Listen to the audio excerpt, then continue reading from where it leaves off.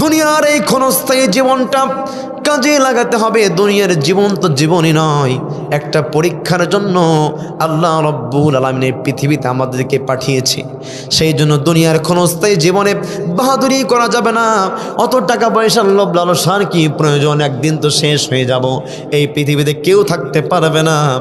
এই জীবনে যতটুকু সময় আল্লাহ রাব্বুল আলামিন দিয়েছেন, এই হায়াতের জিন্দেগিটা সৎ পথে পরিচালিত করবেন, তাহলেই আখিরাতে আমাদের ভালো ফলাফল পাওয়া যাবে। কথা বলেন ঠিক কিনা?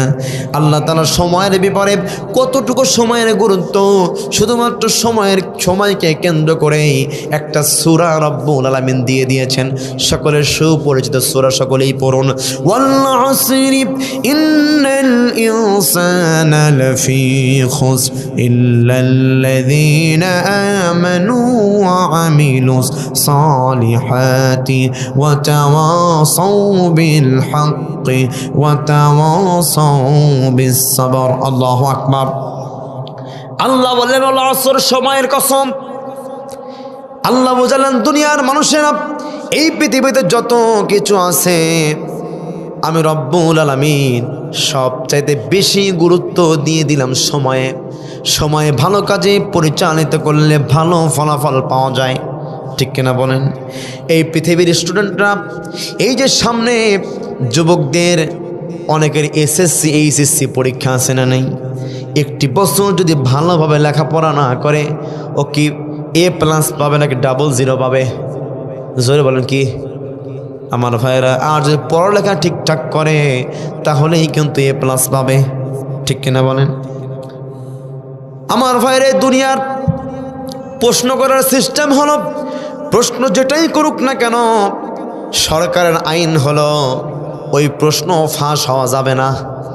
যদিও মাঝে মাঝে কিছু কারণে, কিছু খারাপ মানুষের কারণে প্রশ্ন ফাঁস হতেও পারে, কিন্তু দেশের আইন অনুযায়ী প্রশ্ন কিন্তু ফাঁস হওয়া যাবে না। আমার ভাইরা, এই ফাঁস না হওয়া প্রশ্ন যদি আপনি এত বারবার পড়তে হয়, এত বারবার পড়ে পড়ে এক্সাম দেওয়া লাগে, ও আমার ভাইরা, আল্লাহ রব্বুল আলামিন আমাদেরকে একটা প্রশ্ন দিয়েছেন। সেই প্রশ্নের নাম কি? 1450 বছর আগে এই প্রশ্ন নাজিল হয়েছে। এখন পর্যন্ত প্রশ্ন ফাঁস নাকি এখনো গোপন আছে? সকল প্রশ্নগুলো ফাঁস। এই ফাঁস হওয়া প্রশ্নে যদি আনসার ঠিকঠাক না করতে পারেন, ফেরেশতাদের ডান্ডা বেরির অভাব হবে না, ঠিক কিনা বলেন? সেই জন্য আমার ভাইয়েরা, অল্প সময় হায়াতের জিন্দেগি নিয়ে আমরা এই পৃথিবীতে এসেছি। সেই জন্য হায়াত নিয়ে বড়াই করা যাবে না, টাকা পয়সা নিয়ে বড়াই করা যাবে না। হায়াতকে সঠিক পথে পরিচালিত করতে হবে, তাহলেই আমরা জান্নাতে থাকতে পারবো। সুবহানাল্লাহ পড়েন। তাহলে জাহান্নামীরা 2 নাম্বার যে আফসোস করবে, সে আফসোসটা হলো দুনিয়ার জীবনকে কাজে না লাগানোর আফসোস, ঠিক না বলেন?